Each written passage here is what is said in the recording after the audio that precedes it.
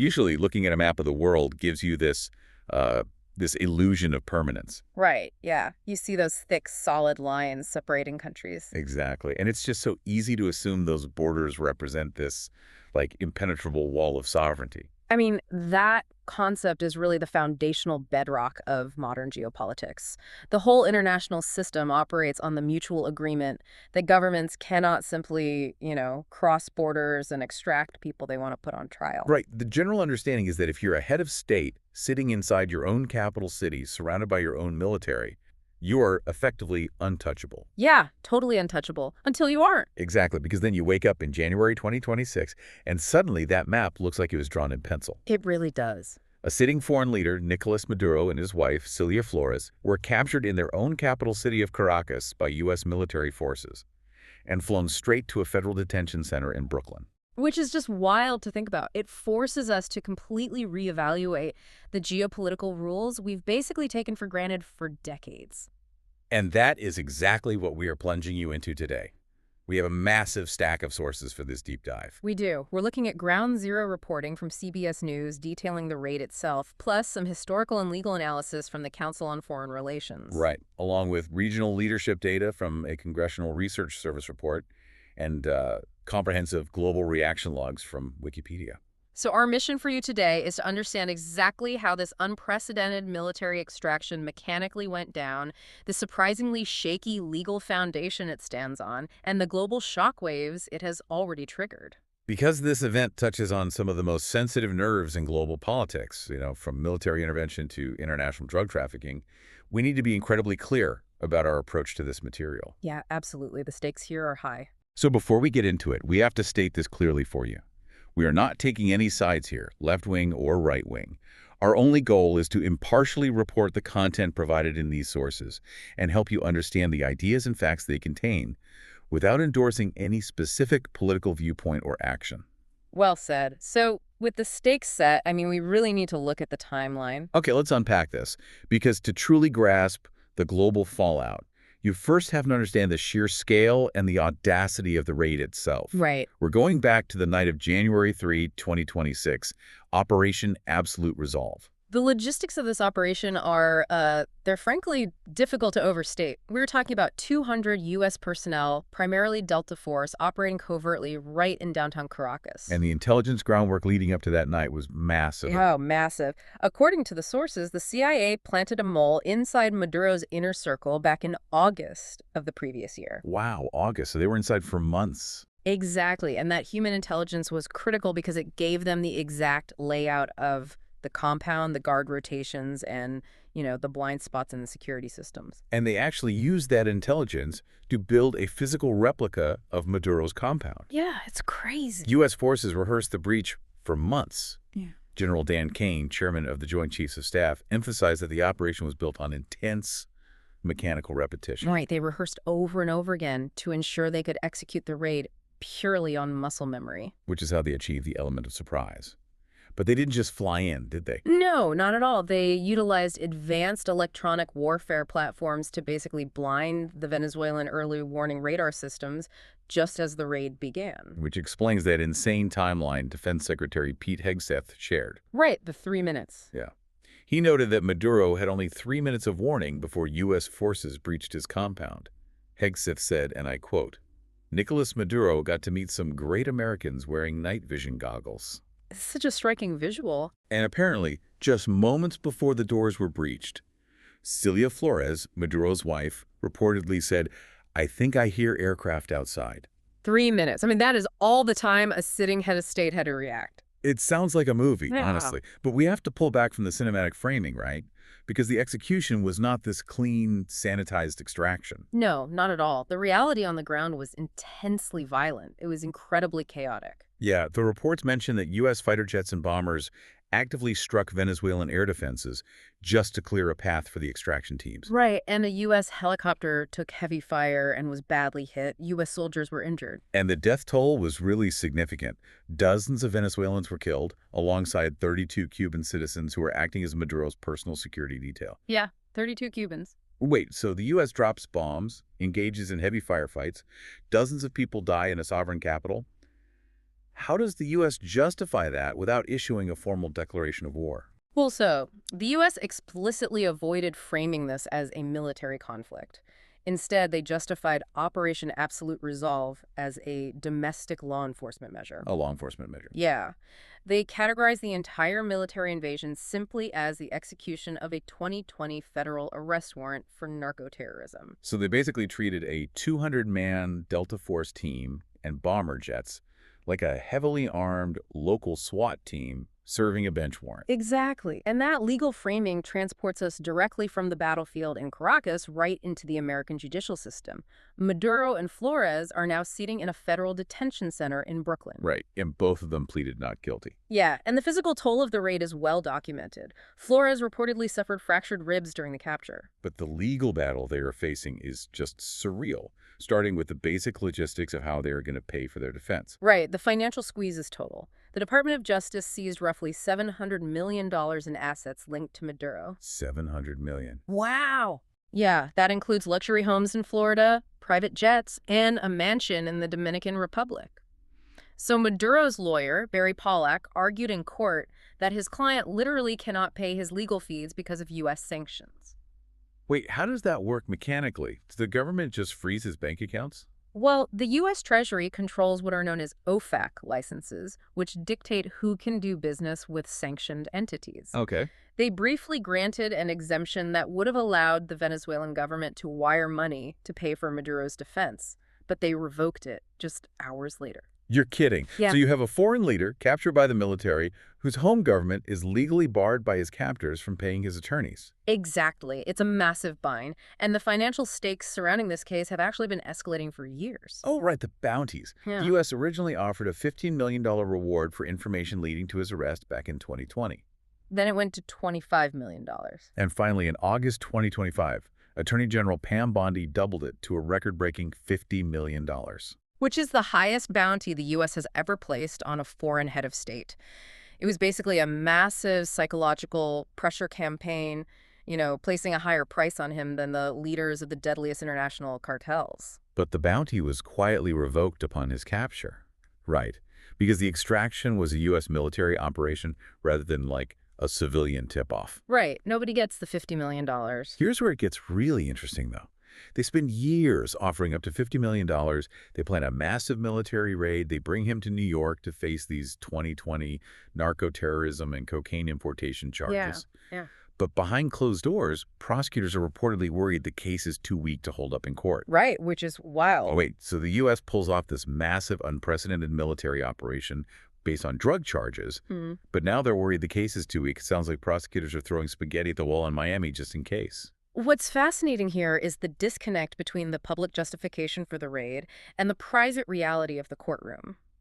First, we need to define narco-terrorism in this context. Okay, let's hear it. The New York indictment accuses Maduro of not just trafficking drugs, but using the cocaine trade as a weapon to fund groups like the FARC, a Colombian Marxist guerrilla group, specifically to undermine the United States. But the DEA's own assessments actually complicate that narrative, don't they? They really do.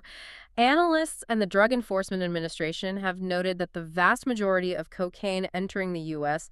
actually bypasses Venezuela entirely. Right, it mostly flows directly from Colombia. Exactly. Right. So proving beyond a reasonable doubt in a federal court that a head of state personally directed the flow of those specific narcotics is incredibly difficult. Because leaders insulate themselves from the physical product, they don't touch the drug. Exactly. So because the New York cocaine case might fail to convince a jury, the Justice Department ordered a brand new criminal probe to be opened down in Miami. Right, and around March, they brought in Michael Berger, a prosecutor who specializes in international financial crimes. Yeah, and this Miami probe abandons the cocaine angle entirely.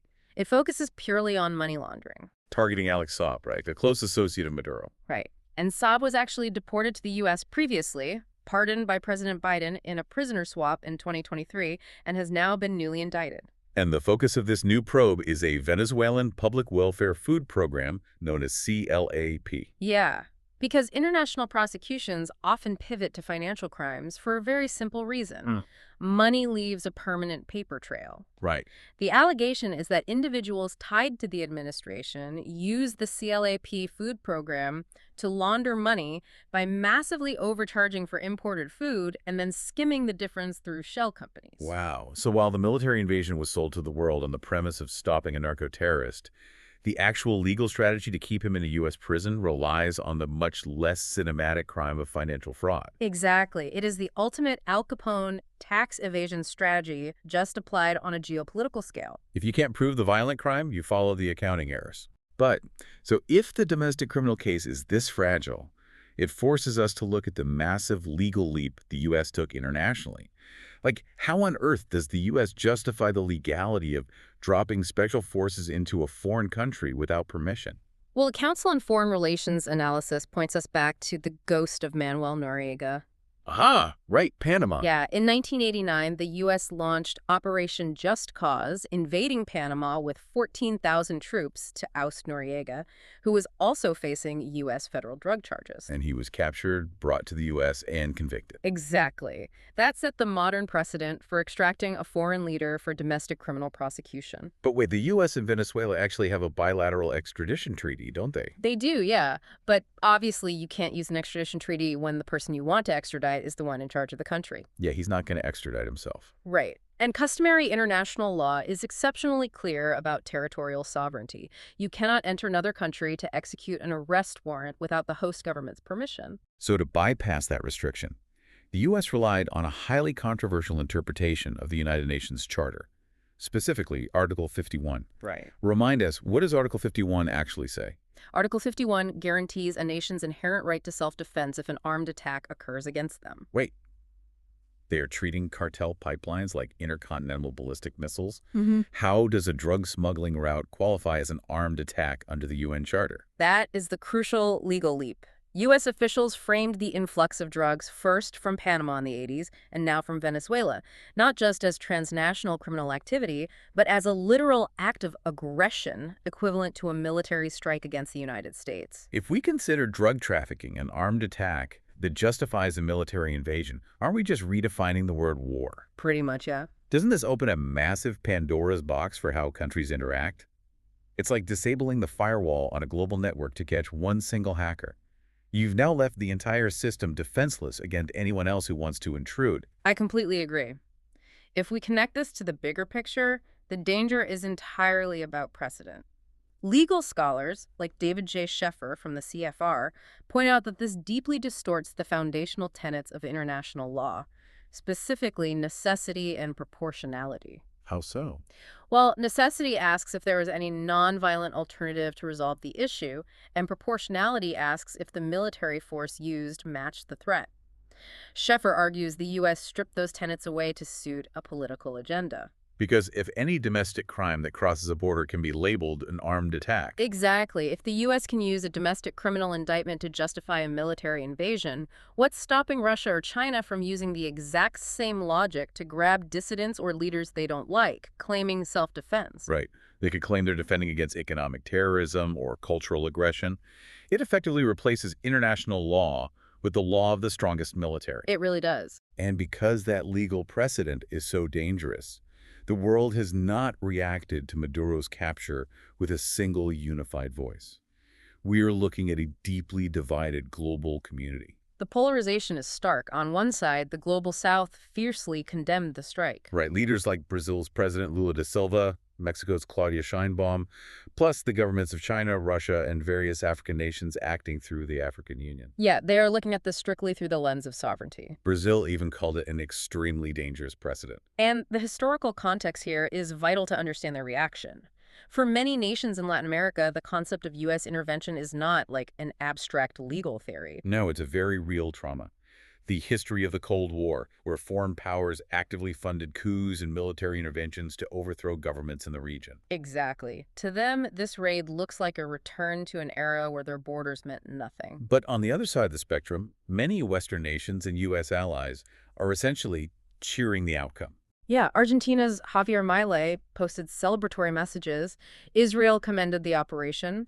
And leaders like France's Emmanuel Macron and the UK's Keir Starmer praised the fall of a dictatorship. Right, these nations are prioritizing the removal of an authoritarian leader who, oversaw a massive humanitarian crisis and a heavily disputed 2024 election over the breach of international norms. They basically view the violation of sovereignty as an acceptable cost for the prospect of a democratic transition.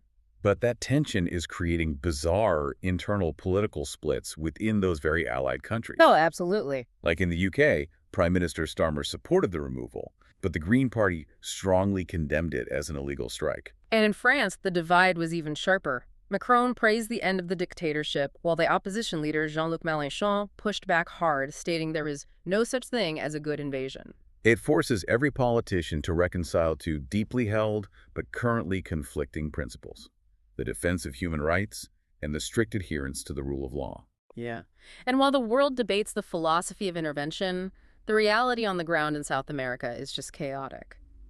Right, according to the Congressional Research Service, the Venezuelan government structure hasn't simply vanished. Vice President Delcy Rodriguez was sworn in as interim president on January 5th. And the human cost of the intervention is sparking massive outrage regionally. Thousands of people have taken to the streets in protests, particularly in neighboring Colombia. They're angry over the violation of sovereignty, but the anger is amplified by the collateral damage of the raid.